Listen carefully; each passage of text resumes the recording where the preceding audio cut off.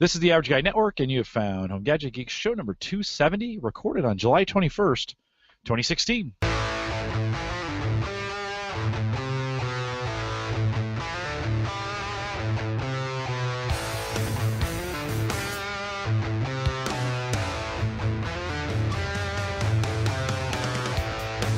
Here at Home Gadget Geeks, we cover all the favorite tech gadgets that are finding their way in news reviews, product updates, and conversation. A lot of conversation tonight, all for the Average Tech Guy. I'm your host, Jim Collison, broadcasting live from the Average Guy.TV studios here in a beautiful Bellevue, Nebraska. Although as I start the show, I realize I never turned on the studio lights. How do I get this far? I guess does the color looks okay? We're just looks all right. I didn't even notice. Isn't that weird? You do all this pre-show setup, Mike, and you go through all these steps. And I'm staring at him. I've been podcasting now. This is probably the 5th day in a row I've done 2 or more podcasts in a day, and I've had lights on the whole time. And so maybe I just don't need any lights. Well, anyways, we post a show with world-class show notes at theaverageguy.tv. Don't forget to use the mobile app, and we got that running last week and made a major mistake and didn't push the mobile stream to it, and we updated that later. But you can get that out at the Home Gadget Geeks site. Just go to homegadgetgeeks.com. And there's big fat buttons there, even if you got big fat fingers or skinny ones. We don't discriminate here.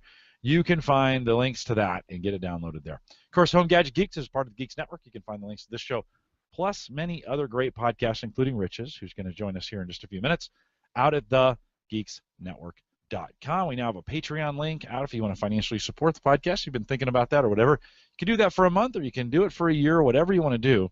The link is on the front page of theaverageguy.tv, or go to theaverageguy.tv/support. All right, it's an all Windows night. Not all. We're going to talk about the Kangaroo a little bit later, too, but that runs Windows 10 as well.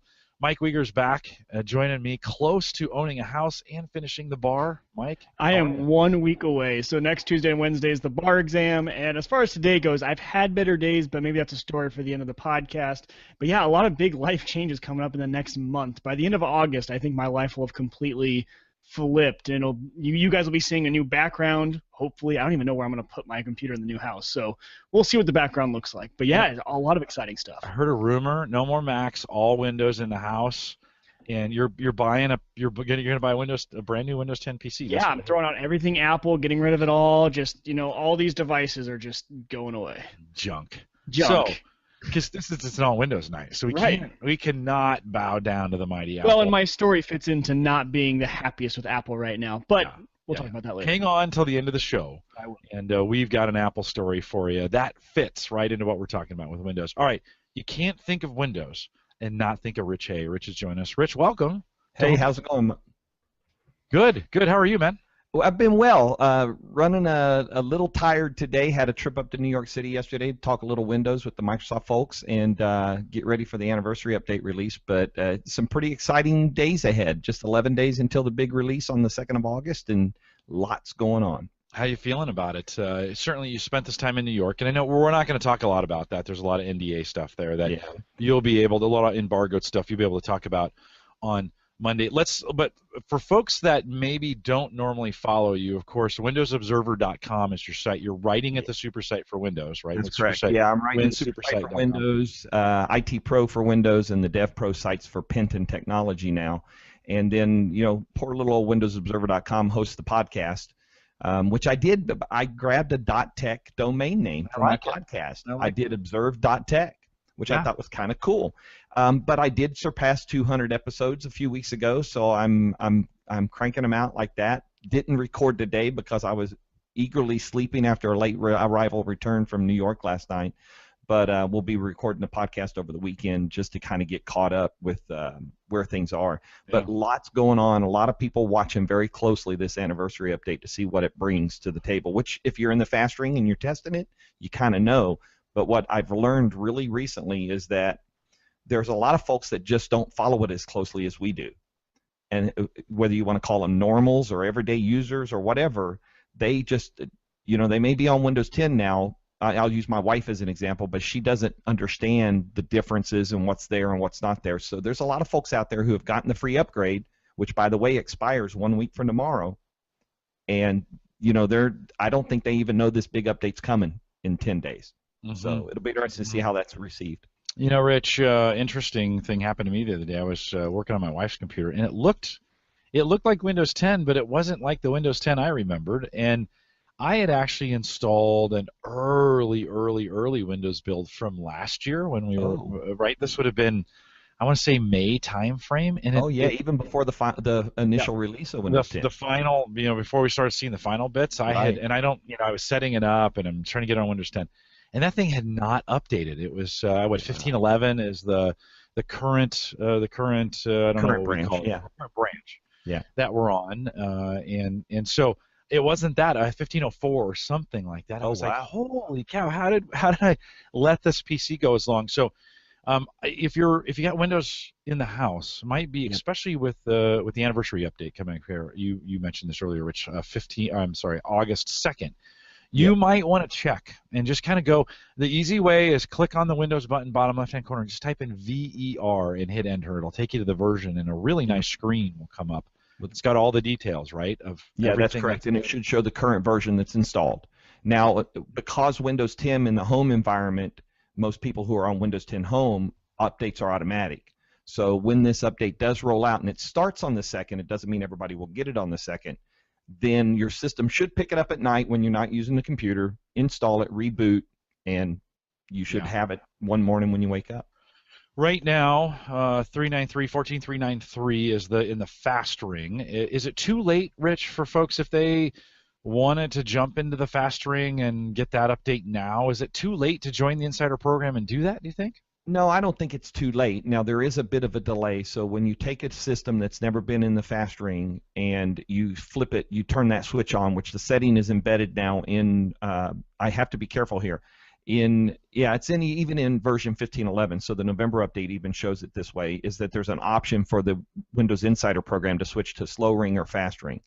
They did just push 393 to slow ring yesterday. But so slow ring devices, people, that's a vast majority of this. And us tech heads, we're always in fast ring, but there's a lot more folks in slow ring. So 393 has been pushed to the slow ring users as well, testers, and that will be available immediately. If they want to get in, though, expect about a 24-hour delay when they flip that switch on their system, because Microsoft only provisions new systems into the rings once a day, and it typically happens in the early afternoon Redmond time. Is kind of what we've deduced from watching the process happen. So it will give you 14393, which is, I think, right on the door knocking at final build for the anniversary update. I think it's why it pushed down to the slow ring within 24 hours very quickly, and all the bugs that are currently listed for that are known issues. Have either been eliminated or are not showstoppers. So they're not anything that will stop them from publishing. Yeah, explain this a little bit, Rich, because Microsoft's taking kind of a little different approach when we used to think about RTM and a final, Yep. right? Yep. Talk a little bit about it's a whole new world with them. Talk a little bit about how are they pushing updates and kind of what's the expectation for this August 2nd rollout? Yeah, what they did was they were building Windows 10 for its initial release last year. We hear a lot about as a service, and Windows as a service is this kind of concept. And what it means is that in the old days, the cycle between new versions of Windows was typically about 3 years long and a very slow, methodical process. Now, I mean, when we got 14393 on Monday, that was the 5th build released to testers in about 8 days. I mean, we'd never seen a pace like this before. The total tally right now for anniversary update, the one that's coming out, the second major update to Windows 10 that's due on 2nd of August, 49 builds since the 1st of January for mobile and PC devices that are testing. 49 builds. I mean, that just to me is an unreal number. Well, it's July, right? So we're in the 7th month. So in almost 8 months, they've released 49 builds to testers to try out Windows 10. And I'm working on a story that will go up tomorrow, and I'm doing some background research on the lead up to Windows 10 initial release last July and the November update, but they don't even get close to the number of builds we've had for this update. So it's a well-tested update. Microsoft has a lot of telemetry that talks about its performance, how it's working, and while they're doing that, guess what? We still got cumulative updates each month for the current version of Windows, what we call current branch, which is the November update, version 1511. And so they continue to maintain it right alongside of building the next major update. And as soon as this is over, fasten your seatbelts because we'll be rolling into Redstone 2 for early next year and start testing builds for it. You think the update cycle in the fast ring will be just as fast? Certainly, there will be some time after the August 2nd update where things will slow down. But it seemed like that the last time, too. We saw these kinds of ebbs and flows in the fast ring where... a reset. They kind of had a reset. So after they finished and produced that November update, it was December. So it was a few weeks before we saw the first build, but there wasn't a whole lot there. It was just establishing the new branch, transition over to a new release branch or development branch to start building what's called Redstone 2, the next major update. So you were saying, will there be a gap? And there will be. They'll reset things. They'll set up the new development branch for Redstone 2. So there might be a few weeks. But I tell you what, since Donna Sarkar has taken over the Insider program, we've seen a decided bump in the number of builds we've received.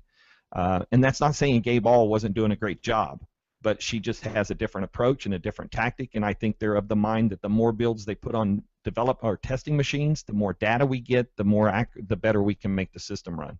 And I'm seeing that myself in these most recent builds, how well Windows 10 is performing. Yeah, I've seen it seeing it as well. Rich, do we know, have they said anything to you telemetry-wise about how many people they think are in the fast ring at this point testing? Gabe revealed that number at some point, when they were talking about how many people were in the Insider program early on. We've never gotten an updated number, so I've never heard a new number to say how many, but the percentages-wise back then it was only about 10% of Insiders was in the fast ring. And I can't imagine that stat's not stayed about the same as the Insider program has grown, so it's probably less than 20% are in fast ring. The vast majority of the testers are in the slow ring. Yeah. We're going to get a bunch of builds, so this is the first time, I think, right, we're going to have both Windows Phone, and Xbox together, right? Windows 10 is a core OS. So can you talk a little bit about that across kind of all those ecosystems? Yeah, Mary Jo Foley reported last month in an interview with Terry Myerson that on August 2nd, all the hardware from Microsoft that currently runs Windows 10, so we're talking about PCs, tablets, mobile devices such as phones, the Xbox One, the Surface Hubs. You may have, just as a sidebar, you heard they sold 500 of those things. They have exceeded expectations selling those massive devices.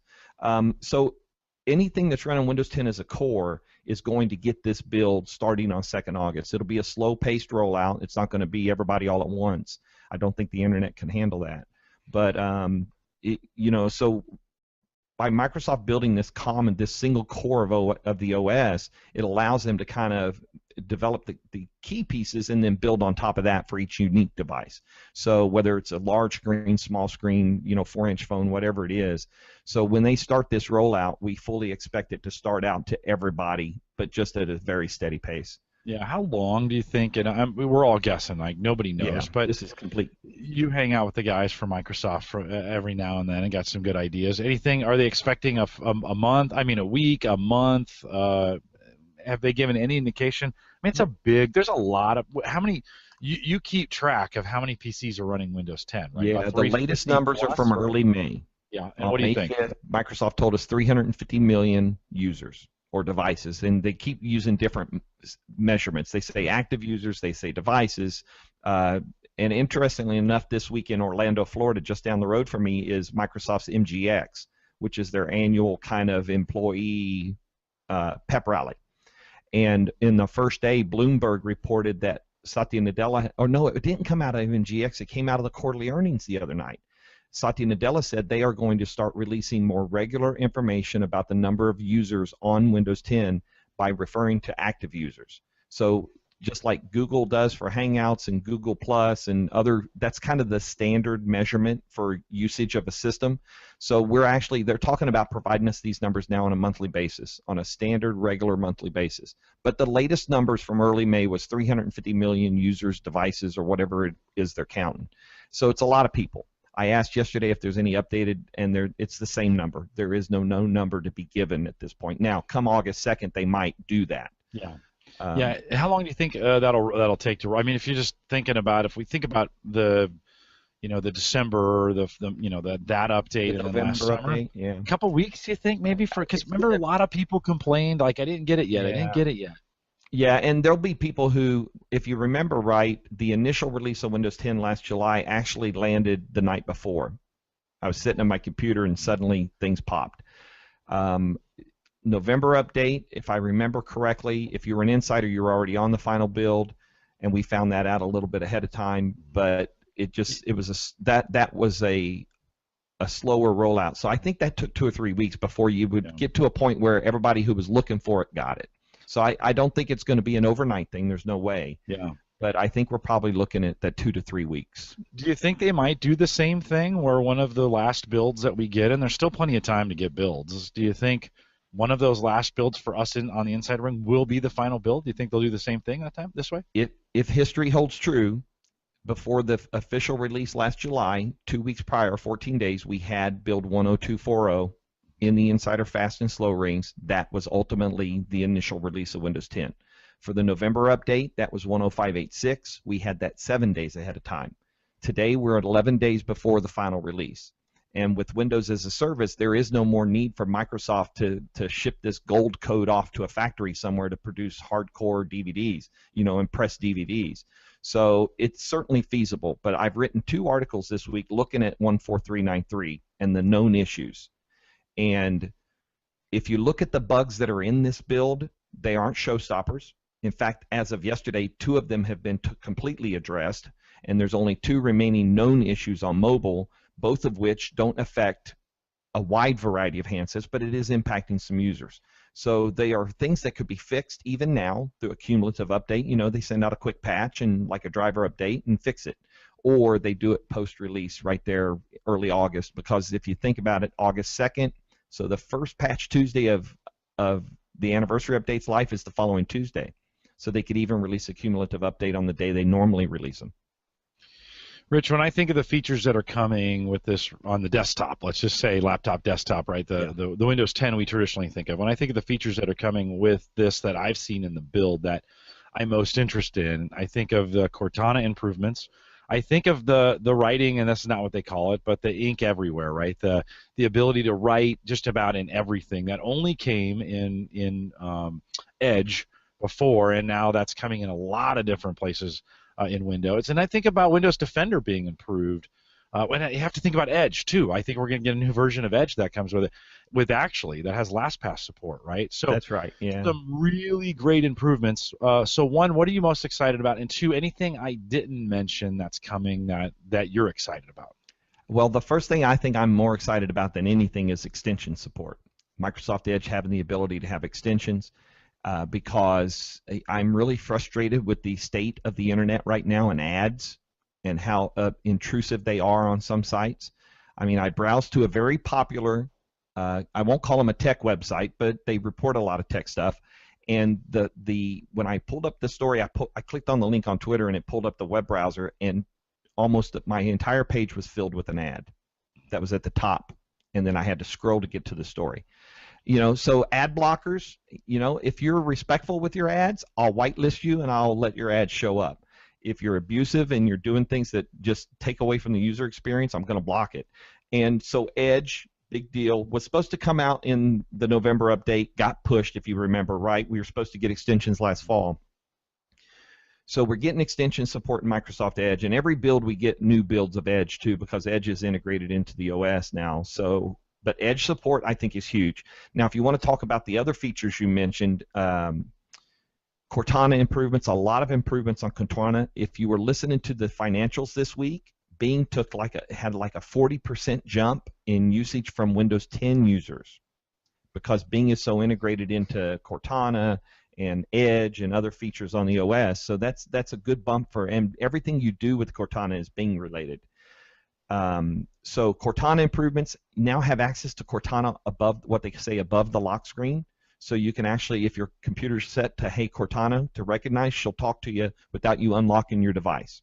That's handy. You don't have to grab it and log in, right? Yeah, but you have to be careful when you're talking on a podcast. Careful. Especially if you have 4 or 5 of them. And I just said that, and yep. 2 of them responded very quickly and just opened Edge for me. Exactly. And so you do have to be cautious with that. But so Cortana support above the lock screen is great. Inking, what you were talking about, the writing, right? We've seen it in the current builds, Windows Ink Workspace. So if you have a device that inks and you have the pen, you can customize that and push the button and it will pop up on the right side, kind of we used to call it a sidebar, but with tools, and it's got three main programs that they're going to, there you go. It's got three main programs. The first one is Sticky Notes, a brand new version of Sticky Notes that supports the inking options. Then you have Screen Sketch, they call it. That's basically double pop the button if that's your default, and you get a screenshot that you can then ink and then share. I love that for how-tos. Yes. I build a lot of how-to stories, and I love that feature for how-tos because I can, instead of having to bring it up in another editor and sort out text, I can just handwrite or highlight or circle or point it out and stuff. So I love that. And then the other one is, oh my goodness, I'm forgetting. No, Sketchpad. Well, yeah, Sketchpad. So Sketchpad is kind of like a whiteboard, and it allows you to share. If it's shared, you can share those things as well. So inking is a big deal. Cortana is a big deal. Security is a big deal. I mean, they've touted Windows 10 as the most secure version of Windows ever, and they do that with each version of Windows. But I do believe, based on what I've seen, look at Windows Hello. Windows Hello initially last year was only going to be available for websites and apps to enterprise, right? They weren't going to give that to consumers. They've decided now in this year that we're now going to have that ability to integrate Windows Hello for facial or fingerprint recognition for our own passwords, for our own websites, for our own apps that support it. And there's lots of stuff out there now that supports that. So security, Windows Hello, biometric logins, probably one of the most secure ways you can access your system. Windows Defender you mentioned already. It's the only thing I've used for years, and I'm knock on wood, I'm yet to have an infection or an issue, but you got to do some smart computing there too. But Windows Defender has protected my systems without a problem. But they've added some new features that kind of overlap between the consumer side and the enterprise side, such as the Advanced Threat Protection Suite that they've released that helps you track infections and find out where they really came from, and you can. I think you can look back and look at months worth of data to find out when that thing first happened on the infected system. I mean, really good. What's the word you use for when you're investigating something like that? Interrogation? No. No. I'm just drawing a blank on the word. The forensics of those kind of things, right? So you got that. You got limited periodic scanning. Now, whether or not Microsoft has proven through data, Microsoft, if you don't know, Microsoft's a data company now, but they love the data they see, and they've proven that on systems with any other antivirus, anti-malware protection other than Windows Defender, that they are still susceptible in some ways to attacks or malware and things like that. So there will be a new feature, whether you're using a third-party antivirus or not, that once a month it will do a limited periodic scan of your system to use the detection tools that Microsoft has developed in order to check your system and make sure you're 100% clean.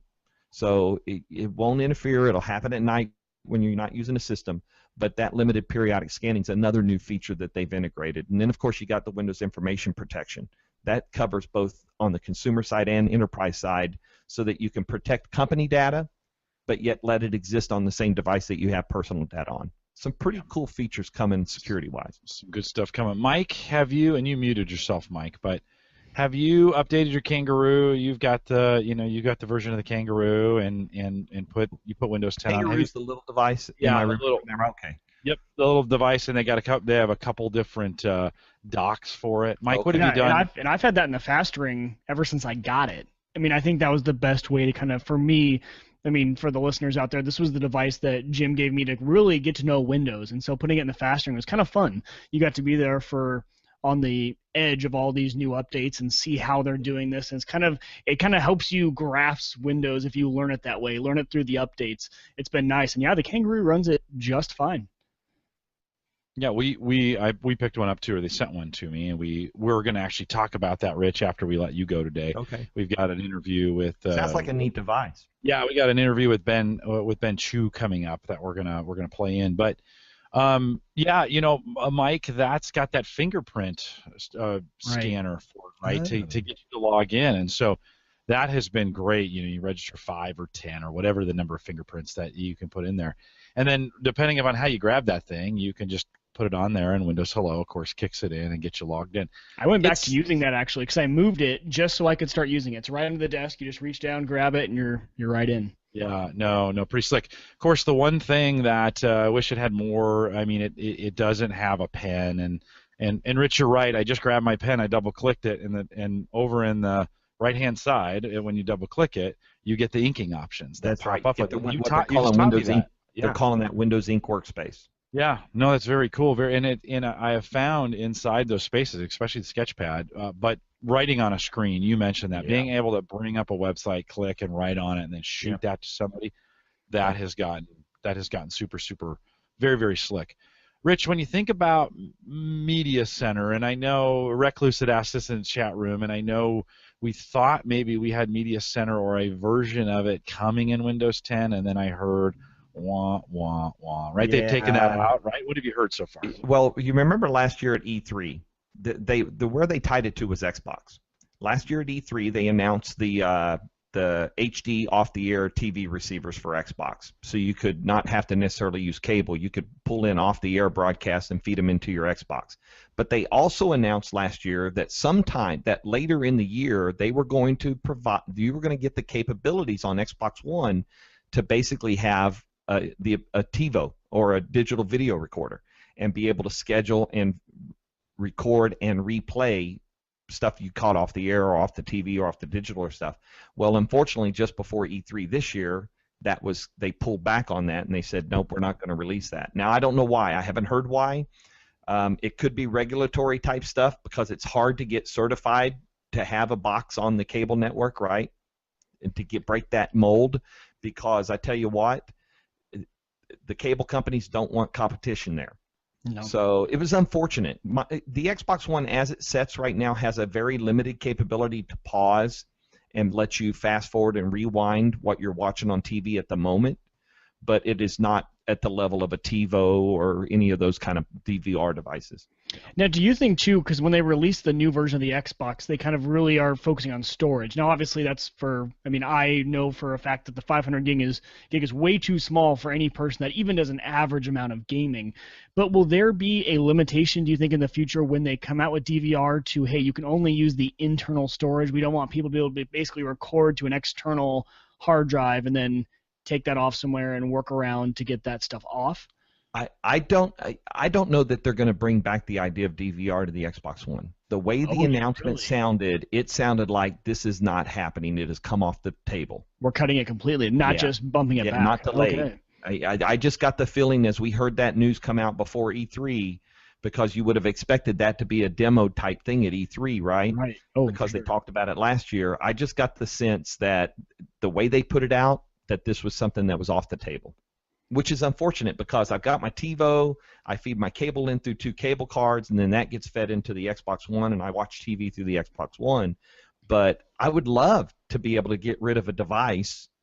You know, my TiVo HD is a little old; it's a few years old, but now since that's gone for Xbox One, I got to consider what I do when that fails. Right, and even if you have the DVR through your cable box, there's no way to interact with that through the Xbox Media Remote, which is what I like to use for everything. You know, when you've got the Kinect that talks to it all, if you do have the DVR function, you have to get out your cable box remote and have them both going at the same time. So maybe even adding in the interaction there for the play pause buttons to now interact with your cable box instead of Xbox. Well, think about Kinect. Kinect is basically an IR blaster. Right. And so I currently have the Xbox One media remote, and I'm able to control my TiVo with it. Oh, really? So for fast forwarding and rewinding, or I can grab the TiVo Peanut remote and be more detailed. Right, okay. So that does work. Okay, I was wondering if that worked. It does work okay. And then changing channels, it comes through the Kinect IR, and that feeds down to the in the room. It basically pumps out the numbers to the Xbox One to change the channels within the OS, within the system itself. But yeah, it's unfortunate because I think that was a great opportunity. Microsoft external storage is so easy to add. You plug in a 3.0 device into a USB 3.0 port on the console, and boom, you're there. But you're right, the new consoles, the first one coming out on the 2nd of August, Xbox One S, the initial release is the 2 terabyte model. Right. That's a lot of storage. I have a 500 gigabyte external drive on mine, plus the 500 internal that gives me a full gig. So it's easy to add. My nephew wanted to add storage. I told him, go get a drive, get a cable, boom, he was done. The upgrades are so easy. The only problem I've had with that is that certain apps and stuff don't like to run off the external. I've noticed the installation will stop. Yeah, and it might just be a bug. My Xbox has been buggy even before the preview, but for some reason you try to install it to the external and it'll just say installation stopped every single time. Then you switch your default back to the internal drive, it installs no problem and it runs. That's weird. I haven't seen that myself. Now on my phone, there are some apps that will pop up in the store and say it has to be installed on internal memory. Right. So, and it's only really apps. Games don't seem to have an issue. It's really only certain apps. Like I know for some reason the Twitch app, mine cannot be on the installed. internal storage. Maybe that's all about the way it streams and the way it buffers the stream, and it wants the faster, quote unquote, faster drive inside. Right. That's interesting. I'll have to watch for that because this most recent update, there's some Universal Windows Platform apps on Xbox One now. The weather app is now available on Xbox One that we've seen on Windows 10 for a year, and on the mobile devices. So there was one other one that I saw. Was it music? Oh, the movies and TV app was updated a couple cycles ago to the Universal Windows Platform. Puts it right up towards the top right, a lot more accessible. I look forward to seeing Groove Universal Windows. Groove has come so far on the desktop and tablets and stuff like that, even on mobile devices, and it just got a big update on Android, right? That it brings up to par what we see on the first-party devices. I mean, I'm even looking forward to the Groove update on Xbox One because I play music, and it's going to have background music, which means you can start Groove up and then go do other stuff without it. Because I think we've seen that Spotify's not coming anytime soon. You know, that exclusive partnership with PlayStation's kind of locked in. I don't see them coming over. Not happening. Yeah. You may see some others make it that way, but not Spotify. Right. I just opened movies and TV on it, and actually School of Rock is free right now. Free rental, yep. Up until the 2nd of August. That's part of the 2 weeks prior to the release that they're doing some specials. Yeah, Recluse corrected me. He was more interested in talking about media-centric, a Windows equivalent to AirPlay, for instance. So you're talking about the casting options that we have built in, or projecting options. So every Windows 10, all versions of Windows 10, even on the handset, even on the 950, for instance, has the ability to project their screen to a device that's compatible to catch that stream. So whether that's we've got the Windows devices. Microsoft has built some devices for that. Some TVs are built to receive those streams from one Windows 10 device to another Windows 10 device. So I could sit here on my phone and throw that screen to my current monitor on this Windows 10 system that I'm talking on. And on the Xbox, there was the preview app as well for a little while there, where you could project. It's not. I don't know. It's not there but anymore. Xbox One is a receiver though. But if I'm not, I haven't tested it in a while. But I thought at one point maybe it was that app that was helping do that. But I think that's a feature that will be built in when it finally, maybe on the 2nd of August when it gets the anniversary update. Pretty cool stuff, though. I mean, you remember it used to be a chore to share your screen to another device when it came to Windows and Windows 10, and that's all been built into the OS as kind of a standard now. Well, how would I invoke that, Rich? In most cases, for the phone itself. Because I'm more interested in on the Windows 10 on a Windows 10 on a computer. Because pretty soon we're gonna have Windows 10 in a lot of places, and I go into a university setting, and it might be a Windows 10 box that is running the projector, and I have my laptop that's Windows 10. So if I wanted to throw something over, what's the right way to do that? You would the easiest way to get to those kind of features is to open the Action Center, which is in Windows 10. And build 393, and it's been for a few builds, but to the right of the clock and date in the sys tray is an icon that's the Action Center. You open up Action Center, and you have these square block kind of, the commands at the bottom, and one of those is project, and one is connect.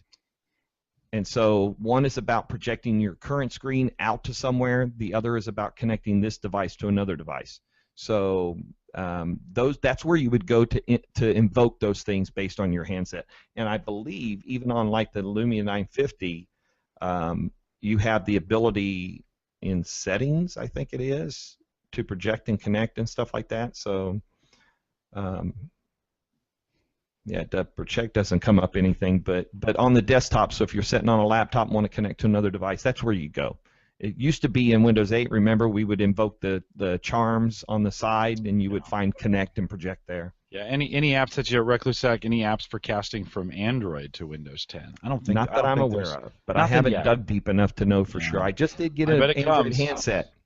I bet Blue it comes R1 HD. Yeah. Amazon offers.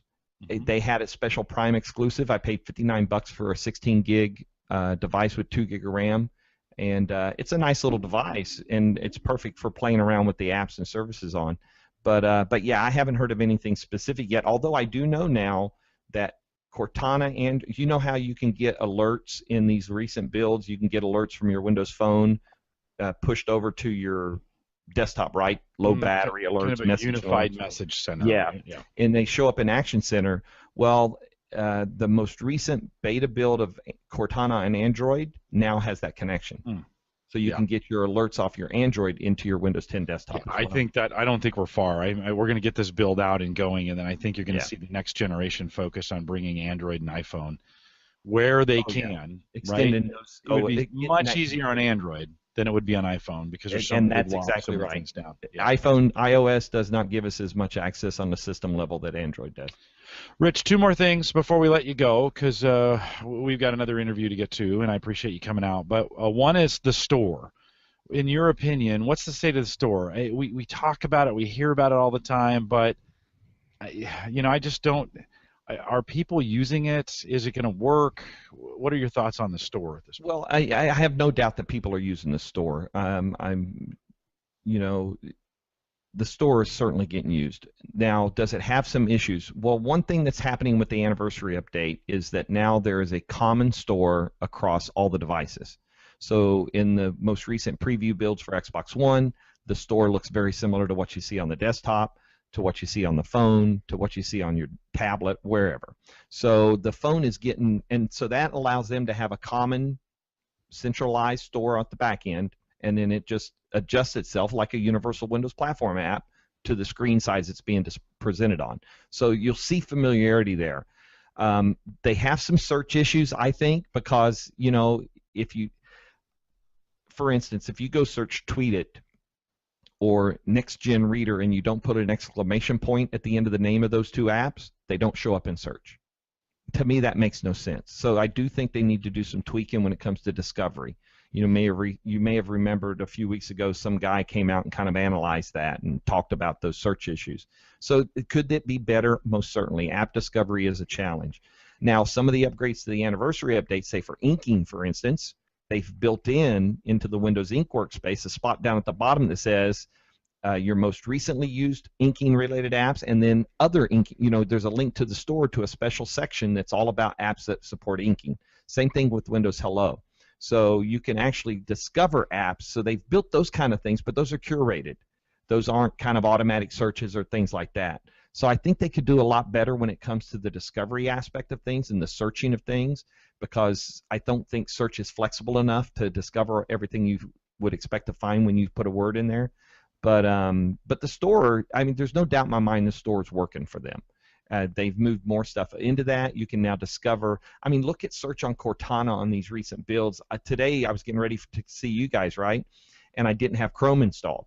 So I hit the start button, I typed Chrome, and it produced this nice little card that took me right to the web to the download page. Before you used to have to open the browser, go to the search engine, most of us find stuff through search. And so that's been integrated as well. So there's a lot of opportunity for developers, especially with all this cross-platform stuff now, with, for instance, Xbox Play Anywhere. Buy it on the PC, play it on the Xbox with no extra payment, and vice versa and things like that. So the more that gets integrated and shared amongst the platforms, the better that's going to be for users and the developers, I think. You could have also used Cortana, right, to find. I could have. Yeah, I could have. I think when you hit the start button and type and search, you are using elements of Cortana even then to do that, because she's reaching out to the web, or you use the specific Cortana interface and do the search as well, or you could do it vocally. If you got Hey Cortana activated, then you could use that as well. Yeah, I don't do that because I've got too many systems in here that fire up when I say Hey Cortana. That's true. That's one of the drawbacks to it. I know she'll open Edge for you pretty easily. So that's correct. That's yeah, very nice. You just made me think of something. Talking about Cortana, and that is the ability we have now with the action centers. There's a new developer feature available, and some have already taken advantage of it. We're talking about synced notifications through the cloud. Mm-hmm. So all your notifications from your phone or this Windows 10 device or that Windows 10 device go up into the cloud, and there's some work going on that helps reduce duplication. So if I'm looking in my Twitter app and I've got an alert sitting in the Action Center, the moment I've come out of my Twitter app, open the Action Center, all the Twitter alerts are gone because it know I just read them in the app. So there's more. Developers have to implement those, so it's not a OS thing. So developers, as they implement this feature, they'll start reducing the clutter that comes in Action Center sometimes, especially when you view it in one place and it doesn't update. Mm-hmm. I want that ability. I want that ability to have everything synced across, because I work on multiple devices depending on what I'm doing, and I'd like to be able to do that. And so that feature, as they implement that, is going to make that management so much easier as well. The Skype Universal Windows Platform preview that's out now, the latest builds, you'll get it on 3.9.3, is awesome now. I'm using it dedicated on all my systems. And those it syncs easily, the notifications sync, so even that has become a better tool compared to what it used to be, for me anyway. I call my son every weekend on Skype. He's down in San Diego. Yeah. And I've been using the Universal app that's been on. I just grabbed the Surface, take it upstairs. We've been calling it on the Surface. Yeah. It works great. I mean, you can hear him. The microphone's good. The speakers are good. It's a Surface is a really good Skype machine. I mean, it just works really, really well. Now, the app hasn't been great, I'll be honest. So it'll be interesting to try the new. Yeah, the latest build. We just got another update today, in fact, on it. Okay. Yeah, I'll have to take a peek. How are apps being updated at this point? I knew it used to be through the store. Is it still coming? Still are through the store. You can set it to automatic, which is the default, and they will be updated, or you can set it to manual, and you can check. I do it myself because I like to share when there are app updates. I don't write a whole blog post about them, but I tweet out a picture of them. Mm-hmm. But I will tell you this, there's now that you now get alerts in the Action Center from the store to say, hey, Skype was updated. Go check it out. Yeah. So now, it used to be we would never know something got updated in the older builds and previous versions and updates of Windows 10. So now in Anniversary Update, we get those alerts in the Action Center, and you get a little thing that says, hey, I just updated 5 apps. Go check them out. I love that. I think the Action Center actually matters now. It does. It does. It hasn't been very good. It's been hit or miss, but I think with the Anniversary Update, I think it actually matters. It's something to pay attention to.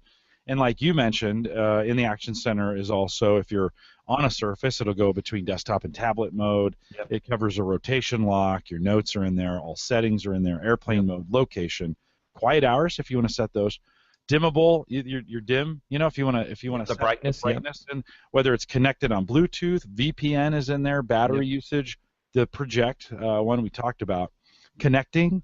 And so how you connect into the Wi-Fi or what have you, and then the network icon is in there. So and that is completely customizable. You can go into settings and you can drag and drop those little blocks into any order you want. Very good. One more thing, Rich, and then we'll let you go. The Deals Hub. Of all things that are in there, have you checked that out? As far as I've looked at it, but any good deals? Is it something worth watching? And you might find something interesting in there if you're looking for something.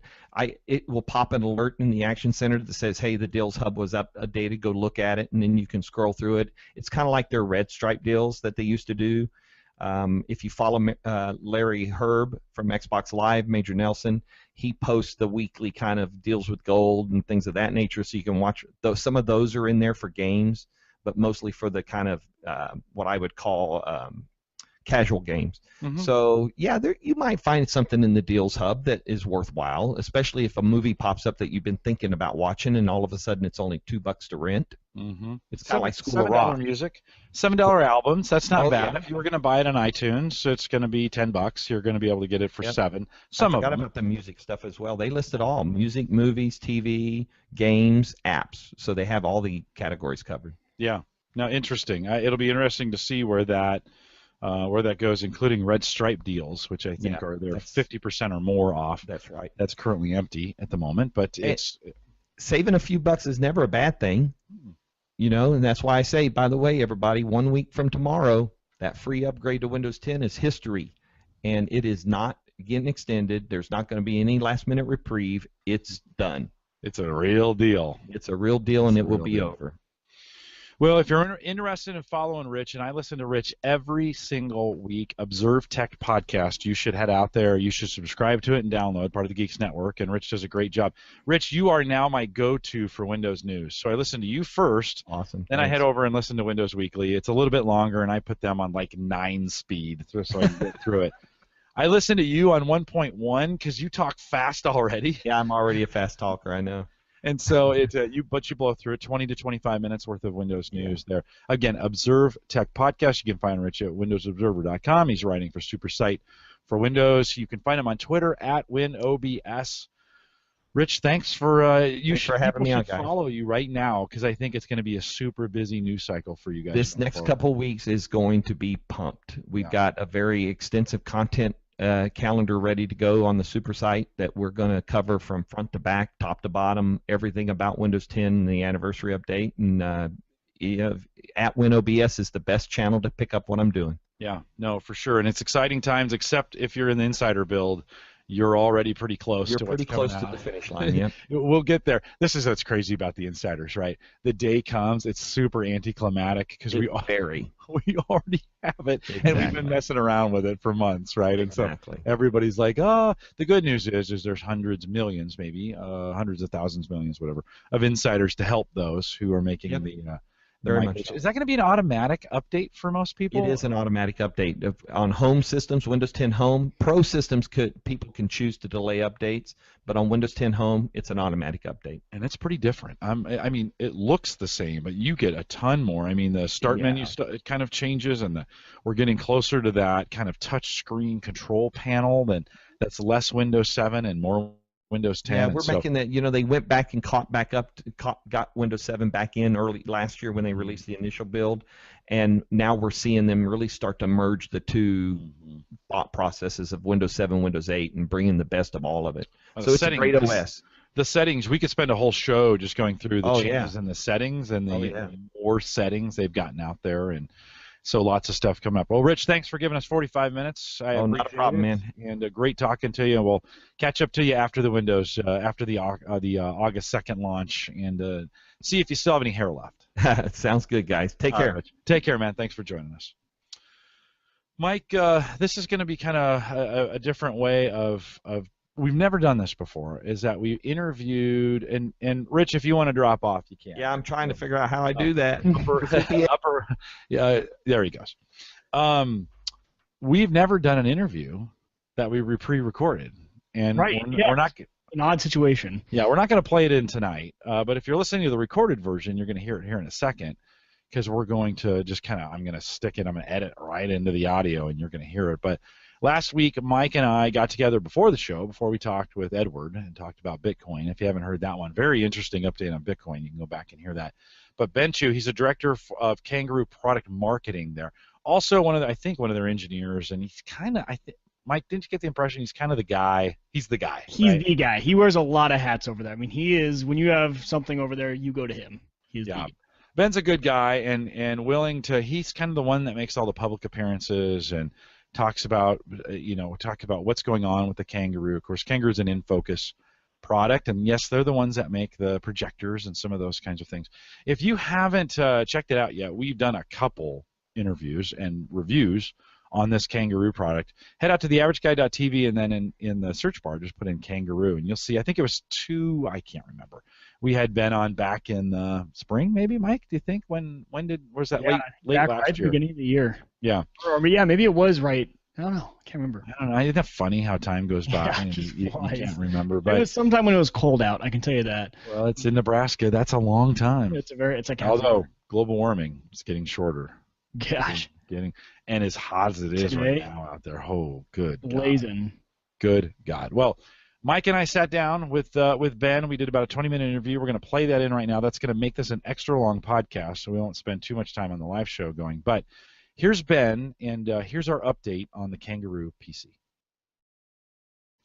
All right, we are talking with Ben Chu. He is back from InFocus, and we were talking about the Kangaroo Pro. Yes. InFocus was kind enough to send me a review unit of that. If you guys remember from our podcasts, the original Kangaroo that came out last year, 2015, we shipped over to Mike Weger over there. Mike, you've been running the regular Kangaroo, right, with the old school adapter or the old school dock that's in there. I love it. It was the computer that got me into Windows 10, and then I've been in the Insider preview program on it, and everything's been running great. I just love being able to, it's a perfect form factor to take around. I utilize the iPad as a screen all the time, so I've been a huge fan of the first gen, so I'm excited tonight to hear about the new Pro model. So great. Cool. So, Ben, welcome back. Glad that Thanks. You did it. We're doing this a little unconventional. We're interviewing you actually pre the show, but you've been a busy guy. Can you catch us up a little bit, just what's going on with the Kangaroo? You released the Pro back in April. You guys have been very busy. Just kind of give me a quick update on what's going on with InFocus and the Kangaroo. Right. So basically, we've been trying to keep up with the interest that seems to have been generated, obviously, from the launch. And again, a lot of interest around the additional docks and trying to upgrade some of the capabilities, some of the functionality that was in the original version. And clearly, the biggest demand was having additional ports, additional storage. And so we had something in the works for probably a few months, but we finally were able to launch the Kangaroo Pro in April. And I think it meets most of those demands now. So we've got some additional VGA, Ethernet, as well as a USB port, and then the additional hard drive, or just a 2.5-inch hard drive bay. So if you want additional storage, you can now just basically purchase your own hard drive or SSD and then plug it right in. So it's hopefully meeting most of everybody's requirements. Yeah, have you been hearing back from the customer? I mean, certainly you get some feedback from them. Sure. Has the feedback been good? Is that indeed what they've been looking for? I mean, from my standpoint, there's a ton of features, but what are you guys hearing?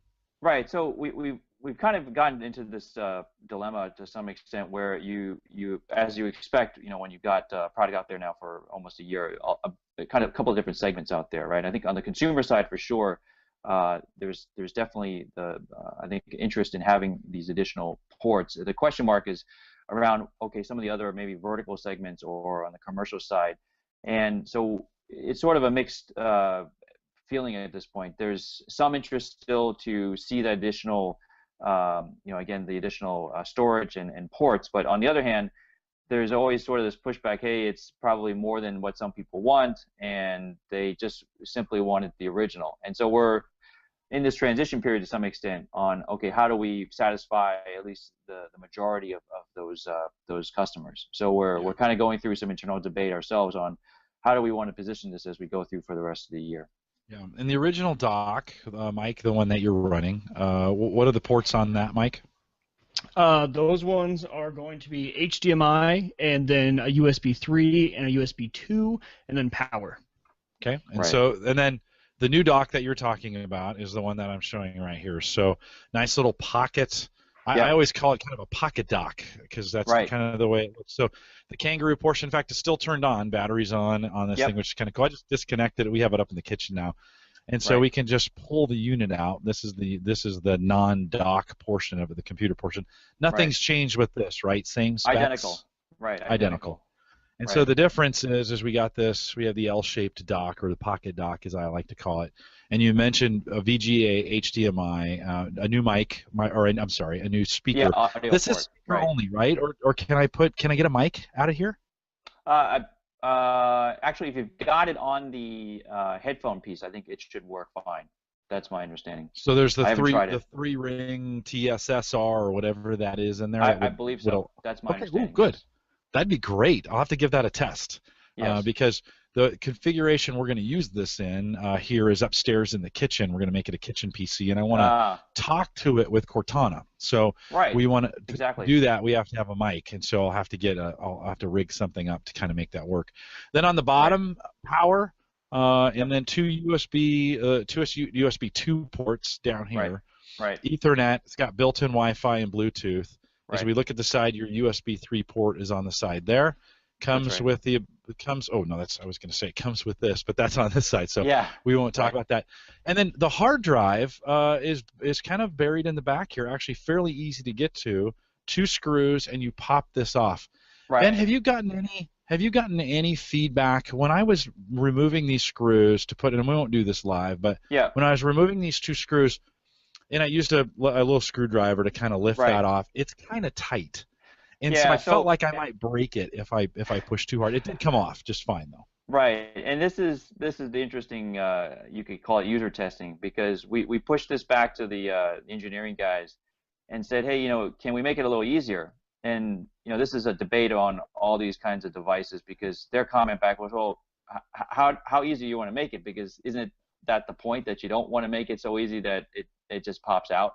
Right. And so it's like, hey, maybe these guys know what they're talking about. So we kind of went and said, okay, it's easy enough for the 1 or 2 times, right, or the first time you put one in, but the intent is not to make it so that it's so easy it pops off on its own. So that's kind of the route we took. Yeah, no, and my only concern on that, and the only complaint I would have, is I felt like I might break it. Yeah, that's true. It's just a tough pull. And I was confident. I was like, well, okay, certainly they would have not made a cover that would have broken me taking it off. So and sure enough, you give it that little pull, and it just pops out.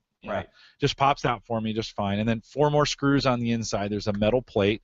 That's right. If a lot of our listeners are familiar with IC dock style hard drive enclosures, and it looks just like that on the inside. Put the drive in, slide it down, put the plate back over, 4 screws, snap the cover back in, 2 screws, and you're in business. I have a 250 gig spinner that's in here. But spinner SSD doesn't matter, right? As long as it's the 9 millimeter or 9.5 or something millimeter or less. That's right. Okay. Right. Very cool. Yep. And one of the other things I also realized too, that hard drive won't activate unless it's plugged in. So battery only. That's right. Battery it's got to be plugged in. That's right. Good, because I was like, where did it go? I know I put that thing in there. That's right. Several times, and it does require the power. To kind of make that work. Couple configuration questions for you. So one, can I use Can I use HDMI and VGA at the same time and run dual monitors? Yeah, that was one of the other topics that was under discussion initially. Of can we do a dual display or extended display? And the requirement was to keep it at as low a price point as possible. So we ended up not doing the dual display. And again, this is a question mark going forward. Is it something that can we add? And certainly it's something we could do. I think it's just a question mark of how much demand is there for this type of product in this segment, for the dual display. And again, it's very much use case specific. We've gotten a lot of pushback that, hey, maybe for thin client in some financial services type environments where they really do want all the screen space that they can get, they do want the dual display. But again, if it's more of a media content or Roku, Apple TV type thing that's sitting next to a large screen television, that's really not going to be a big driver. And so again, we try to meet as many of the demands as possible. There's always some trade-offs there. Yeah, no, that's great. From that standpoint, I could see in a work environment, if I was going to use these, one of the use cases is have this at work and have that other dock at home. That's right. I would use a dual screen at work. It would be really handy to have that. And I think from an enterprise standpoint, they're not quite as price conscious as far as, I mean, they are, but they're not, right? I might pay 50 or 60 more bucks to get the dual screen. That's right. I could do dual screen today with, I imagine, if I plugged a USB 3 hub into it that powered those 2 monitors. Well, that's true. Do it that way. So that's another way of adding to it as well. That's right. So, okay. So good. What about one of my other use cases was to power it with a USB 3, maybe like a 16-inch USB monitor only, so no VGA, no HDMI. Would I be able to do that in a touchscreen USB monitor configuration? Do you know? I think you can. I haven't tested it myself. I don't recall seeing it come up as an use case requirement, but that I assume is powered through the USB port itself, so there should be no issue there. Okay, that's good. Mike loves, on the original one, he's got an iPad, so he continues to use the iPad monitor.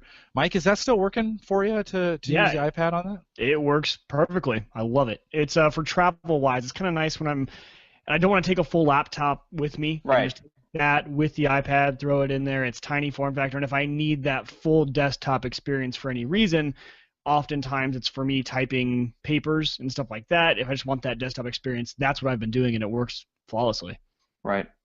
Yeah, we also introduced a iPhone version. So again, it's in my opinion a question mark for those of us who are nearsighted or challenged by vision.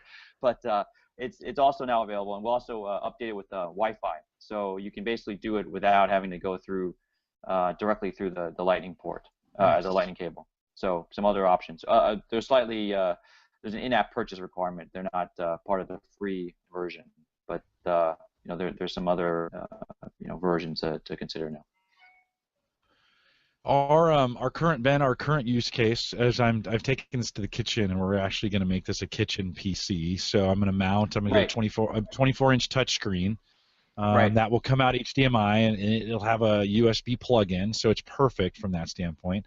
Right. Kitchen is not wired, so we use the Wi-Fi. I actually have it up in the kitchen right now, and that's working just fine.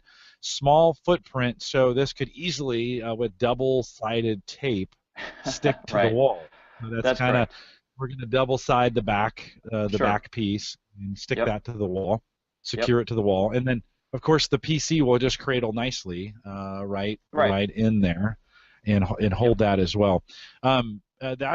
To me, that seems like a really convenient configuration to use something for like this. And can I purchase the smaller docks now separately? Or those are available for me for like $40 or something like that? Yeah, those have been available. Yeah, and so this is a push from some of the customers is to, okay, those of us who still just want the simple dock, or as the Kangaroo dock originally, you can definitely now proliferate those and put them wherever you want, right? That was always the intent.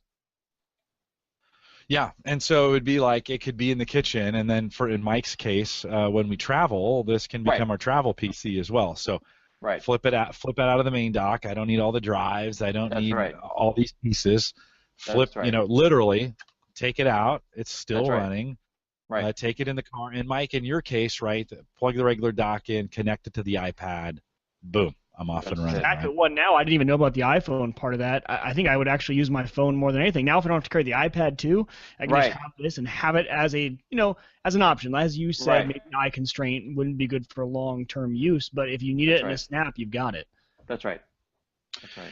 Ben, what kind of use case scenarios, interesting ones? I'm sure some of the customers, because it's a very I think it's a very innovative form factor in what you guys are trying to do. What are you seeing? Are you seeing other companies? Or are you seeing other folks? Are they sharing some of the more innovative ways they're using it in a kiosk mode or in travel? Or what other kinds of things are you seeing? Well, certainly there's been interest on the digital signage sector to try and use this as a kind of one-stop, kind of more of a, again, entry-level type device instead of something that's more like an Intel NUC device.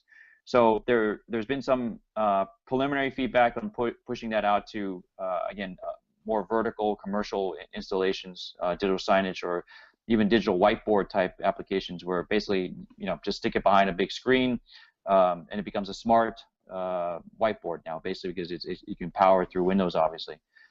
There's been other interest from the education side, where again, just as the intended model was to have it next to large screens, and a couple of classrooms that have come back to us saying, hey, we'd love to use this with some software that was only Windows based. And so their collaboration model was they would have students or like fifth graders basically around large displays, or like 32-inch televisions, and basically they would kind of swap their modules in between their displays. So basically each student could show their work. So I think this is giving people an opportunity to just test out different ways to use it, right? So there's no, hey, it's got to be case A, which is it's got to sit next to your desk, or your desktop monitor, or it's got to be next to a large screen television and more as a media center. I think there's definitely different applications. I think the kitchen one that you're talking about is basically another one which will come up, especially with, like you're saying, with Cortana. I think that's a great use case that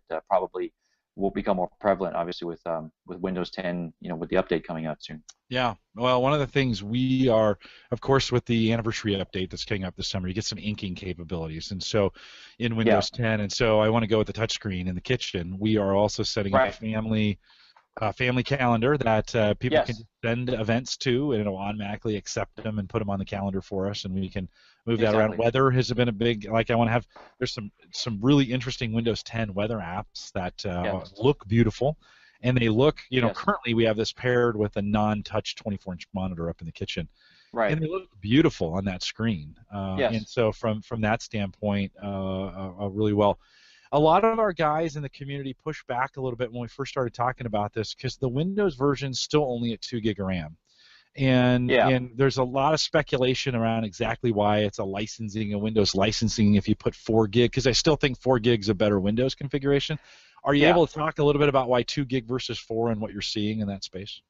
Yeah, I mean the licensing is the driver behind that because the policy from Microsoft is very explicit about what specs are kind of required in order to have a slightly lower price point on the OS. So anything that's 4 gigs and above is pushing us towards a full price version. So that presents a bit of a dilemma given the initial push for a very I would call it slightly ridiculous price to kind of capture some attention, and I think again we're doing that now, but I think that's something that's not something that makes sense with a 4 gig installation or configuration. Yeah, so. Yeah, it's too bad. I wish. Yeah. For me personally, I think that 4 gig is a better experience on Windows 10, and I know Windows 10 is getting more efficient, and they're doing things as they drive kind of their mobile implementation, and there's some other pieces associated with that make it better. But have you looked at Windows Mobile at all on in this kind of configuration as far as putting different chips in there and maybe going with the Windows 10 mobile build as opposed to a full version of Windows? Yeah, I mean, I think you guys are probably well up to date, but as you can imagine, there's some speculation about what's the longevity on Windows Mobile in general, right? And so I think that's going to be something that might be a little too dicey to go chase at this point. I mean, we do offer, for instance, like a 4 gig, 64 gig without OS, right? For those of you who are inclined, that is available. It's been out there for quite a while. And again, I think the interest is really around more.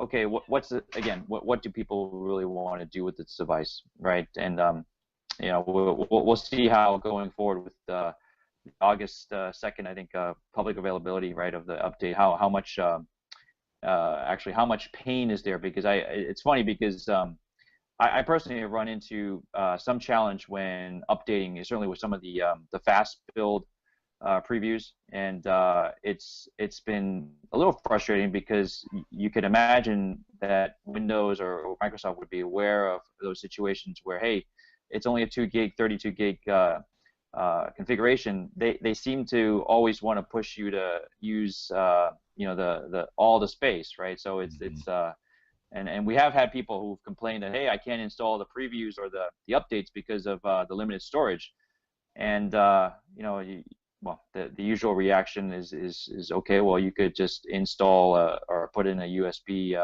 thumb drive or install external hard drive, and they usually give you the option to add that as a choice. But people at times just they're not recognizing that. But if they're on the insider ring and they're pushing those updates, they're smart enough to be able to overcome those problems. So you would think. I don't have a lot of sympathy for him, Ben. I'm not going to lie. I'm an insider. we are, because I'm just like, come on, guys. You're IT pros. If you're running the insider build for IT pros, you're smarter than this. You can figure it out. We are running, or I am running, the insider build right now. So this has the most current build, and it's 15 whatever. I forget I'm having trouble keeping up with the numbers, but it's got the latest update. So it's got the new enhanced features in Cortana. Though I haven't messed with it yet because I didn't know about the audio plug. So we're going to get a good look at that one. But some of the other features, I've run it non-touch, so I haven't been able to take advantage of some of the sticky note and some of the drawing things. Right. Those kinds of things will come up. I will say this: it actually runs really well. Right. Right. So whatever they're doing, this anniversary build that's coming up here on August 2nd, I think is going to run pretty well on these devices. You guys have to be fairly It should. excited about that. Indeed, indeed. I mean, it's always good to have some new versions gonna be promoted. Certainly, I think this one's been long sought after since the last one in November. So it's good. It's good to see. Yeah, well, that's good. We're excited. When we had you on 9 months ago, I think it was something like that. You Right. had mentioned we pushed you a little bit about new configurations, and you didn't give away the store, which was good. You're not supposed to do that. Right. And you'd hinted there were maybe some more things coming. So when we saw the Pro and those pieces of the Pro, I was really excited that. Because I love your form factor. I think I really do think this is kind of the future in some ways of where we're headed. That's when right. When we think about computing in a small space, and then you just plug them in and make it kind of work the way for you. Anything from and I'm again, I want to ask you to give away the store, but as you think about things coming up in the future, anything you can talk about that would, as the community's looking at this, that would be interesting to us? No, I think without again giving away too much, I think what you've touched upon is something that's been recognized by Intel and Microsoft. So we've been very closely partnered with them all this past couple of years, and I think the success that you've seen and experienced with the interest in the product has definitely I think swayed their opinions on the whole modularity concept, and I think you'll be seeing this over the next 6 to 12 months. Similar type of an approach, maybe not exactly 100% identical to what you've seen with the current form factor, but it's very much in that same vein. So I think this is something that perhaps is the wave of the future, right? Is that in order to kind of spark the innovation or reignite, maybe is a better way to put it, the PC industry. It's gotten again, the mini PC segment is by far the most innovative because people are trying different things, and there's just interest in wanting to see different form factors. And I think Intel and Microsoft definitely are going to try and push that as we explore other options. So I think that's going to be great over the next few quarters. Yeah. One last question from an update standpoint. Certainly the chips are changing all the time when we think about what's going on the inside. You've been running a fairly standard Atom chip that's in there. Right. Any future anything future you can talk about from an Intel from a chipset standpoint coming up? Yeah, I mean, I think I'm sure you've seen, right, the announcement earlier, I think it was maybe May timeframe, about Intel's decision on the Atom in general, and so that had raised some questions with some users about what's the plan going forward. All I can say at this point is that we're sticking with Cherry Trail. There's no decision on, hey, it's going to go end of life, or hey, it's going to transition into some future version. And a lot of that's very much in question on exactly timing of the future roadmap. So at this point, we're sticking with it, and no major changes expected. So just to kind of lay any fears about, hey, where are things headed? Yeah. No, and I don't think it's necessarily bad. I mean, things change. Yeah. And there's a lot of things going on in that world of processors. Yes. And some interesting things. Intel, certainly in some of the newer processors, I don't think has been as stable as we would all hope for. That's right. And some of those and with some of their new chips. And the mobile has been particularly bad. And when we think about the small form factor chips and some of those things that are going on there, so indeed, maybe a good stance to be in, to just say, hey, let's go with what works, and we're going to kind of keep it there. We're really trying to stabilize the platform and keep it that way. Mike, anything you want to add? I think I'm good on questions, but anything you want to add before we let Ben go? Yeah, no, you really covered a lot of it. I'm just excited to see where this kind of goes in the future, and I think a lot of the stuff you gave us kind of keeps us excited, like you did last time. Keeps us excited about the future, and I can't wait. I've been talking to Jim. I want to try out that Pro Dock at some point, so someday I might have to test it out for a week and then give it back to him, because I know he's not giving it up for good, but maybe I can snag it for a week. Ben, is the Pro Dock available on its own?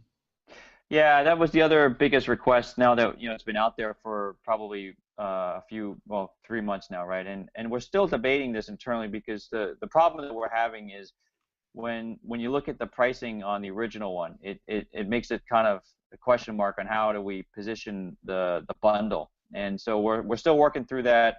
We're thinking that we might move into that sort of standalone version, perhaps in the holiday season, but nothing official at this point.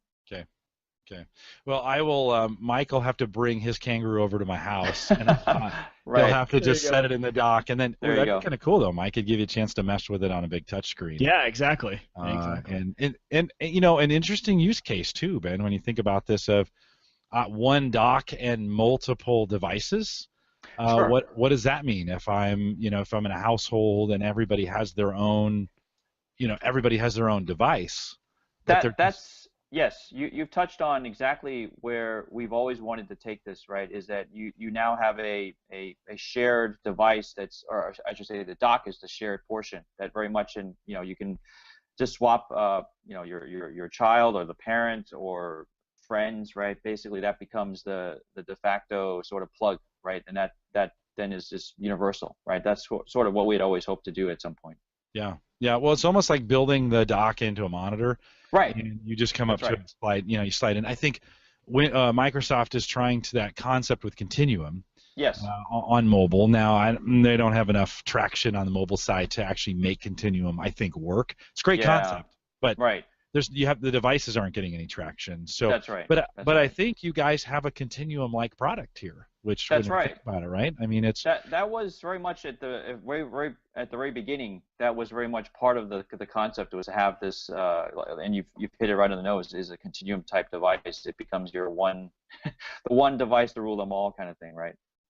Yeah. No. Well, one device, and then I might have around the house multiple monitors with different configurations, and I go where I want the monitor configuration as opposed to going where I want to use the PC. I just pull it out of my pocket. That's right. Put it in there, and that's right. And I'm good to go. And if I get in a situation, I mean, I could think if I was traveling somewhere and I wanted to take this, and it wasn't going to go in a dock for a while, certainly I can plug it into the charger and keep that battery active and charged.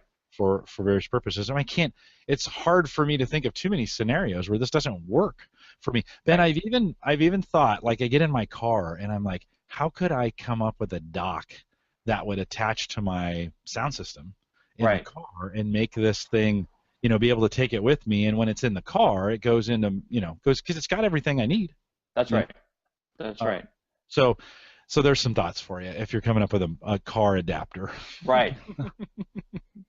I'm sure you're not working on it. But if you are, we'd love to see one of those. Well, indeed. Ben, thanks I know you've been super busy, and thanks for taking the time to. Things must be great. If you're busy, things must be great. So thanks for taking the time out to be a part of this, and we appreciate you guys, and your staff there with Kangaroo have been very supportive here at theaverageguy.tv and making sure we've got the right gear, and we appreciate it because we can talk about it a ton, and it fits in our gadget infrastructure very, very well. So thanks for having your crew take care of us, and if as things progress, we'd always love. You got stuff you want to talk about? I know your staff contacted me when the Pro came out, and they were like, "Hey," and I'm like, "Yes." Great. and they've been good to Mike as well, so we appreciate it.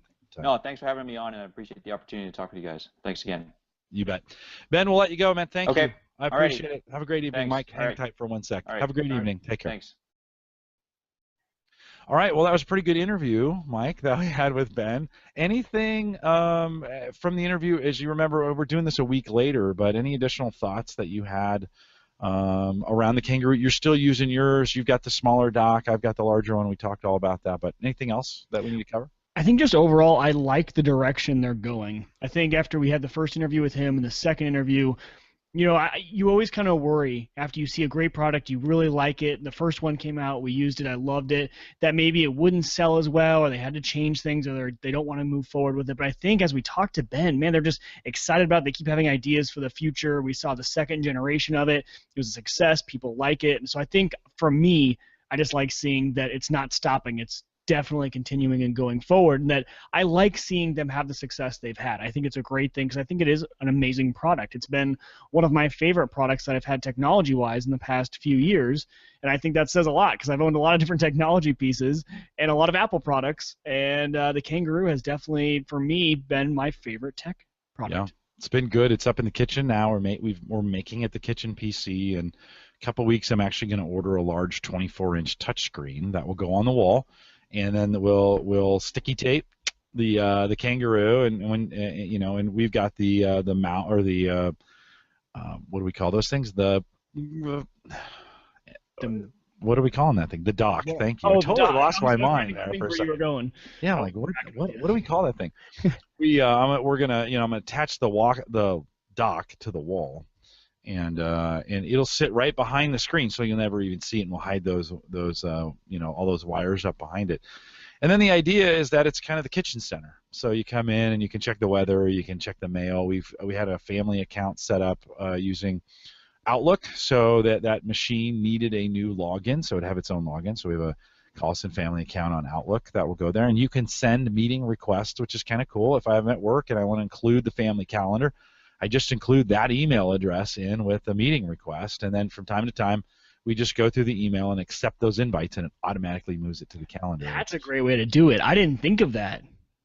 That's cool. Fantastic. Super cool. And the new Microsoft Calendar that's in Windows 10 includes the weather as well. So it projects out 3 days on the calendar with the weather, and you can add all holidays, or you can merge calendars. You can get different kinds of calendars on there if you want.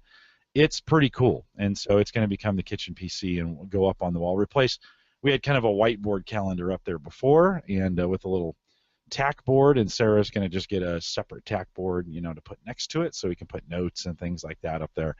And then it up on the wall it goes. So we're just kind of waiting for. I just haven't ordered the touchscreen yet, but that's it's about $300 for that touchscreen, Mike. That's when you're talking 3 times the price of the computer. I know. Yeah, but it's one of those things we're looking forward to, and it will replace. It'll have a very, very, very useful function. Sarah's working now, and so our schedules have gotten even busier, and so the ability just to be able to send invites to it for those, I can create those on my work calendar and then send them to the home calendar, and she can kind of do the same thing on her phone. Yeah, we're kind of looking forward to that. So, and I've been thinking about making mine a guest room PC, kind of like a computer you can put in there, because we have people stay with us all the time, and checking stuff, or if they ever need to use a computer, they could use it there. But eventually I want to do the same thing and having it be somewhere centrally located in the home. But you're right, the touchscreen is the way to go if you're going to do that. Yeah, no. Very good. So if you're listening live, you'll need to go back and listen to the recorded version for that. We broadcast that live last week, but we did not broadcast it where you could hear it. So you have to come back and listen to the show. Sorry about that. It's just one of the things we're going to do tonight. I want to hear it all over again.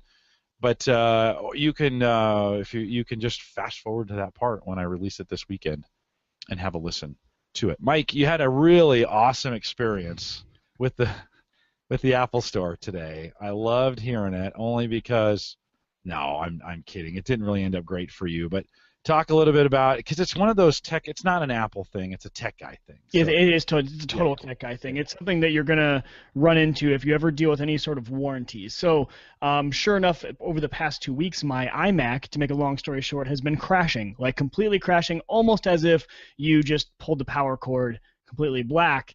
And it was happening during certain circumstances, so I got on the phone with Apple Care, and throughout the last week and a half, I've probably been on the phone with them 5 or 6 times, sending them data, collecting data, sending it to them. Their engineers have been looking at it. They can't find any problems with the code, what would be causing it to crash, memory leaks, all that sort of stuff.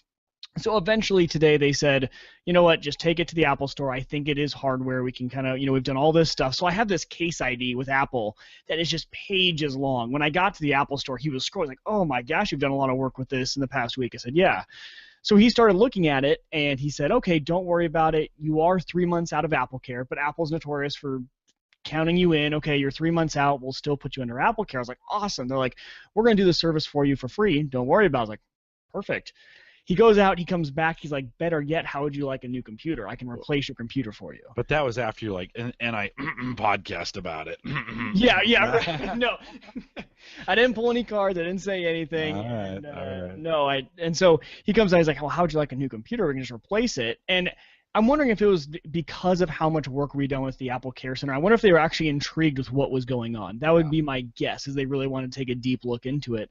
So I said, oh, that's even better. So I'm extremely excited. We're going through. He's like, all right, let me just pull some stuff from the purchase and when you originally purchased it and everything like that. And also he's looking, he's like, was this a made-to-order machine? I was like, no. He's like, okay, I'm seeing some non-standard stuff. And he's like, did you do any work to upgrade this machine? I was like, well, yeah, I upgraded the RAM and I added an SSD.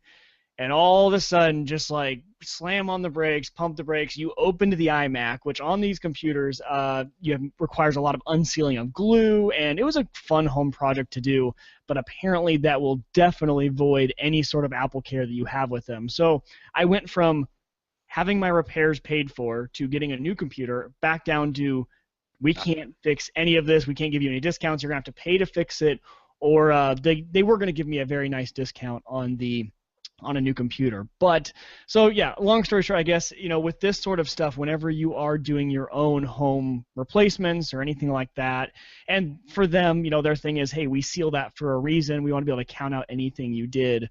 So yeah, that completely negated it. Now, looking back, my honesty sometimes gets me in trouble. If you wanted to kind of try and get away with it, you could always put back in the old hard drive, kind of make it look as back to normal as possible and see if they catch it. But, that's just not the way I really do much. I figured, okay, let's try and see what they'll do. So on the upside, though, of today, we did come home, and just as a last-ditch Hail Mary effort, we completely wiped the hard drive, re-put on the OS, and it's been running fine. I opened up iMovie, which was what was causing the issue in the past, and have gotten through a good 30 minutes of editing with no crash. So we will see where it goes from here. But yeah, traditional tech guy story of a trip to the Apple Store gone wrong. Well, that can happen anywhere. And Yeah. although, it probably only happened because Apple's probably the most generous. When we think about buying their hardware, they're the most generous in support. Oh, they are extremely generous. They are And crazy they good. tried so hard working with me, trying to do anything they possibly could. He went back there, and he had the whole management team in the back of the store. I saw him walk around, grab every single one of them from the store. They went back, and he's like, we tried to think of any possible way we could do those fixes for you. He goes, I understand you're a tech guy. You did it. You just replaced it. You didn't think that it would void anything. He goes, we feel really bad. And so they honestly did try everything, and I think if they could have done absolutely anything, they probably would have, but pretty easy to tell that it's a non-standard hard drive in there. When they ran the test, it's just a big red X on the hard drive, and then a big red X on the RAM. And he's like, the RAM is fine because it's a user-accessible port. We expect you to do that. Yeah. We don't expect you to cut the glue and really get into the iMac. So. We've also had a warranty, not a tech gadget, but we bought a Pella front door 9 years and 10 months ago, and they have 10-year warranties. And the other day, I was out messing with the door or something. We were talking to somebody, and as I shut the door, I heard a little flapping. And I thought, that's kind of weird. And so I opened the door again, and Sarah goes, oh, yeah, I didn't want to tell you, but the front of the door, it's a not vinyl, but it's a fiberglass, Front. The front of it is a fiberglass with a pane embedded into it, and I mean, it was nice when we bought it, and then it's a solid core door with a really nice window, and then solid wood on the back. And we paid a lot, and they installed it, and we got the full warranties and all that other stuff, and they so I had Sarah call, and they were like, yeah, send us some pictures, and we'll talk to and then she called the dealer, and they're like, yep, we're just going to give you a new door. 9 years. Yeah, brand new door. I thought, well, they come out and fix it. Well, that fiberglass piece, they actually laminate to the wood, and the laminate has separated for whatever reason. And, I was thinking somebody would come out with a little glue and just stick it back together for you. A couple clamps. Ironically, they were supposed to put a door kick on for us, which would have gone. Maybe that too would have been glued. But in the old days, the door kick, the brass door kick, right at the bottom, 2 brass nails would have gone in there to hold that thing. That might have held the fiberglass piece on. Now I don't know if they nail through those. They might glue those on as well. But had those been nailed through, I may not have had this problem, but brand new door is on its way. So that's a good Pella, of course, an Iowa company, not too far from us here in Nebraska. But God, I'm 2 for 2 on like extended warranty things. The Honda had that problem. You got to know when to grab them and when not to. And Apple Care, I just have to say, I fully endorse Apple Care on a computer. I think on any computer you should grab it, because look what they were about to do. If I hadn't messed up, they were about to give me I'm not talking a replacement of the old model. I'm talking a brand new computer is what they were looking to help me out with. That would have been insane. a brand new. It was going to be an iMac with Retina displays. I mean, it's just crazy. So I think when you Apple, at least on the computer side, on the phone side, I don't usually grab it, but on the computer side, Apple Really? is definitely worth it. Yeah. But there's many things that can go wrong. My daughter broke her screen, and I ended up paying $180 to have that fixed. Oh. Apple Care would have fixed that, right? Did you go to the Apple store to have it fixed? No, we went to the. Because Apple only charges $100, even if you don't have Apple Care, it's only $100. No, that's $225 now. No, I was just there last week fixing my nephew's. I called him. Or not. Yeah, no, I called him. we just went to the store. Really? We said he didn't have Apple Care. We said, what can you do this for? And it was $126 or something like that. Oh, okay. Yeah, but sometimes Still you do get 100. different. Still Right. 100. I had a screen protector put on. We bought some stuff, so I think it's. See, but Apple Care, you pay I want to say $80 to $90 when you get it. Maybe even more now, maybe $100 per phone, and then per incident. Even if you crack a screen, it's not covered. You still pay the incident fee, which is like $50 or $60. So you end up paying, $150, $160.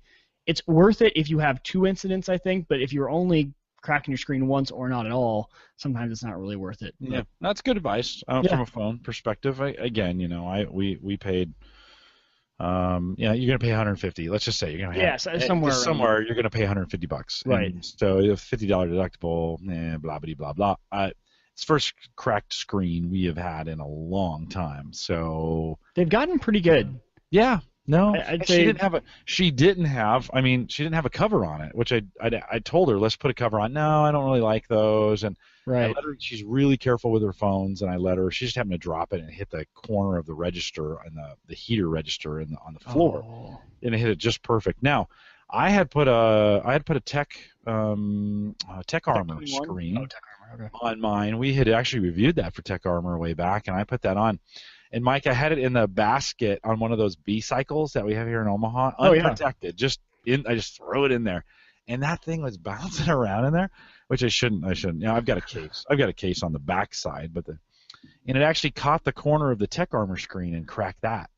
But not the screen. Not the screen. Oh, nice. So I ordered another Tech Armor. I forget what it's called. Bullet something. It sounds cool. Right. See, and I've never used those. I don't know why. And I don't think I've ever cracked a screen. But I gotta find some wood. Oh, just jinxed it, dude. You just jinxed it. I know, but I always buy the cases that have it goes beyond the screen. So if it falls, it's gonna, unless it hits a point like hers might have, on the. No, totally. She's got a cover like that, and so do I. But it hit a bolt, or it hit a little lip, or it hit something and cracked that. I was so glad it cracked the Tech Armor screen.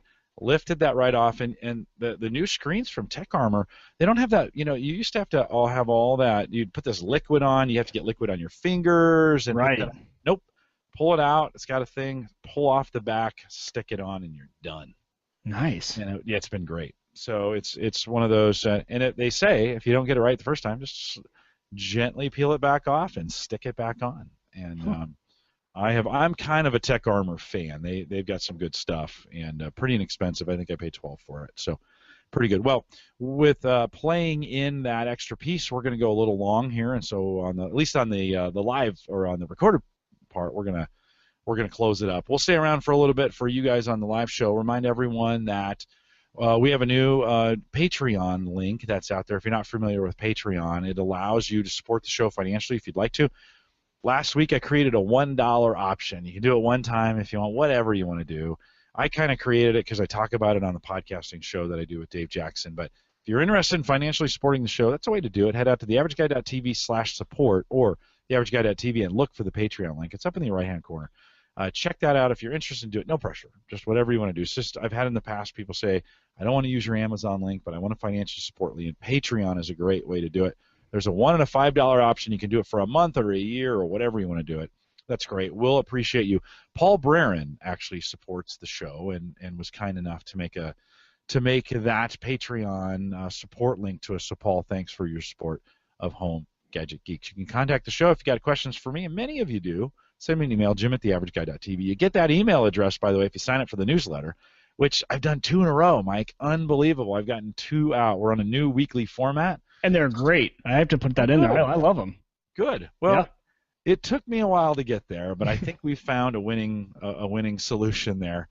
for the newsletter. Just a little bit about what the show is about. Anything personal, I'll add a little bit in there. Not every time I'm going to do it. And then the next 4 weeks of the shows. That is the thing. I think that's the kicker on that, is to see what's coming up over the next 4 weeks. I was just going to say that is where the money is, right there. Yeah, I haven't been. We've always talked about it, but I haven't been super transparent about it.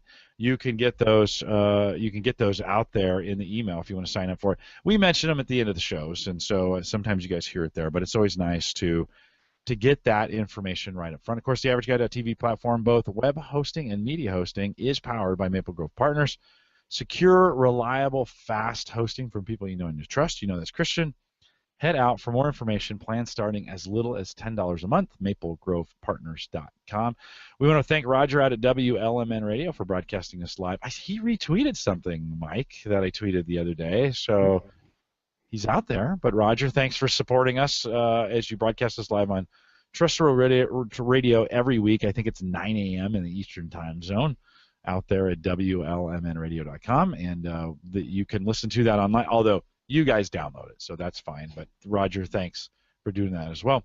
Don't forget, we got the free apps that are available for you out there. We thank Spreaker for making those, and LastPass for sponsoring that. LastPass, of course, all over that. And Rich said LastPass just came to Edge in the newest version. So if you haven't updated, and you update on August 2nd, you're going to get extension support in Edge. Mike, totally changes Edge. Like, I'm using Edge now. Yeah. Okay, because I still don't use it. I'm still Chrome on that Kangaroo. No, Chrome's gotten to be a little bit of a pig. Oh, it is. From a resource standpoint. I mean, it's the old Internet Explorer. I mean, it's become the new Internet Explorer, let's just say, of old. And so I've been trying to get on Edge more and more. What stopped me on Edge to this point was extension support. And 2 versions ago or something like that, it came to Edge. And so it's available for you out there. But we want to thank LastPass, and LastPass works on Edge now, or will work August 2nd when you upgrade, or whatever day that is. Check that out. LastPass, thanks for your sponsorship of that. Last thing, don't forget, when you purchase on Amazon, you support the podcast by using the AverageGuy.tv/Amazon. And for those folks in Canada, you can use the AverageGuy.tv/AmazonCA. John Zadler is the beneficiary of that. Heard from John the other day. He and I exchanged a few IMs across. So John is alive and well and doing great. So we thank you for using that Amazon affiliate link. We're out here every Thursday, 8 p.m. Central, 9 Eastern, and we got some great programs coming up for you here in the future. And I'm thinking next week, Mike, it's the Chromebook Showdown, right? So when we had Dwayne on maybe a month or so ago, I had some folks contact me. Chip, who's going to come on the show. Chip, new to the community, and from the Making Dads podcast, he said, hey, he wasn't fair to Chromebooks. So Nathaniel comes back, and we're going to talk about Chromebooks. Chris Nessie is coming on from EdTech. Dwayne will be back to talk about Asher. Then we have if you go to resetplug.com, you might want to check it out, a little tiny device that makes sure your wireless router is always working, which is kind of cool. We're going to talk about that more. You can go to resetplug.com if you want to check that out. JC is coming on from that as well. And then, Mike, you're out, and I've invited Mike Howard and Mark Robinson back on. We got guess what's going to be talked about when we have Mike Howard and Mark Robinson on here. I have no idea. A little, and I'm waiting for Mike Howard to throw it into the chat room. A little bit of Unraid is coming up. And then behind that, Joel Rushworth is going to join us. He's a Windows Phone MVP. There's only like 5 of them left on the planet. But he's going to come give us a little bit of update. That'll be post the October 2nd update, and we'll get a little update on Windows Phone. As well as the future of it and what's going on. He's got some inside tech. So heaters. He's got these really cool tech heaters that he's using that, of course, are app-enabled. So we're going to talk about those as well. Again, don't miss it. Thursdays, we got some great stuff coming up. I mean, it just keeps getting better. 8 p.m. Central, 9 Eastern out, the AverageGuy.tv live. And with that, we'll say goodbye, everybody.